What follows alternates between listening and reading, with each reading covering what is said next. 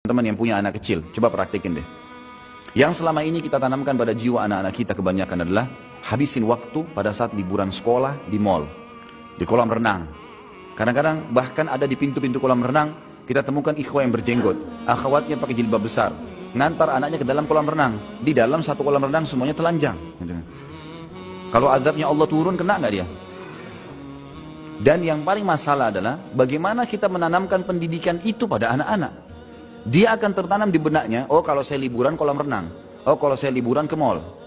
Daripada antum habisin uang 1 juta 2 juta, banyak orang begitu saya temukan, habisin 1 juta hanya mainin anak-anaknya, mainan putar-putar, ngeng ribut. Sebentar naik ayah mau ini, ibu mau ini, gonta-ganti itu, habis percuma. Coba pakai pola ini.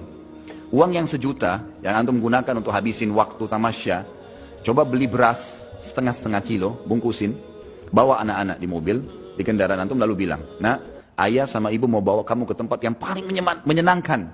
Apa itu ayah? Apa itu bu? Mall? Nanti lihat aja sendiri. Bawa ke panti asuhan.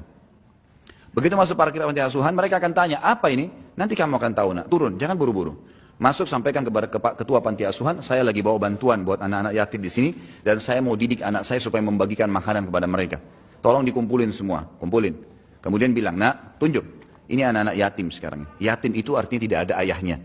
Lihat bagaimana ngumpul mereka di satu tempat seperti ini. Makanan pun mereka makan rame-rame. Mereka tidak bisa minta lebih kalau sudah habis. Orang tuanya nggak ada. Kalian sekarang masih punya ayah, masih punya ibu.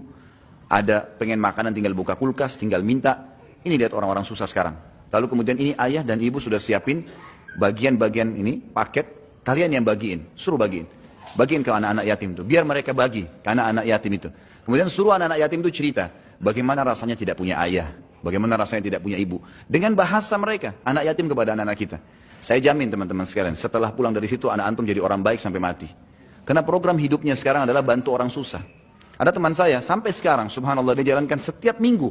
Setiap minggu, begitu anaknya sudah libur Sabtu Ahad, masuk ke pelosok-pelosok Jawa Tengah, Jawa Barat, Jawa Tengah, sampai ke Jawa Timur. Naik mobil, sekeluarga, dia istrinya sama anak-anaknya saja. Bawa paket beras, gula, setiap minggu. Penuh mobilnya di belakang. Dan dia bilang subhanallah, dia bilang sama teman dekat saya. Dia bilang subhanallah, semenjak saya lakukan program ini nggak pernah susah rezeki saya. Ada saja datang.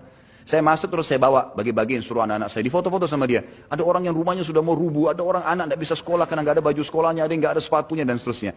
Akhirnya jadi sebuah program hidup. Anak-anaknya sekarang setiap kali mau tiba hari Sabtu, mereka sudah bilang, ayah tolong beliin duit, kasih duit, beliin pensil, beliin pulpen. Ditanya untuk apa nak? Untuk kasih teman-teman saya di kampung yang kita mau datangin. Setiap minggu dia pindah-pindah kampung tuh. Didata sama dia sampai dia punya data ribuan orang miskin, orang muslim.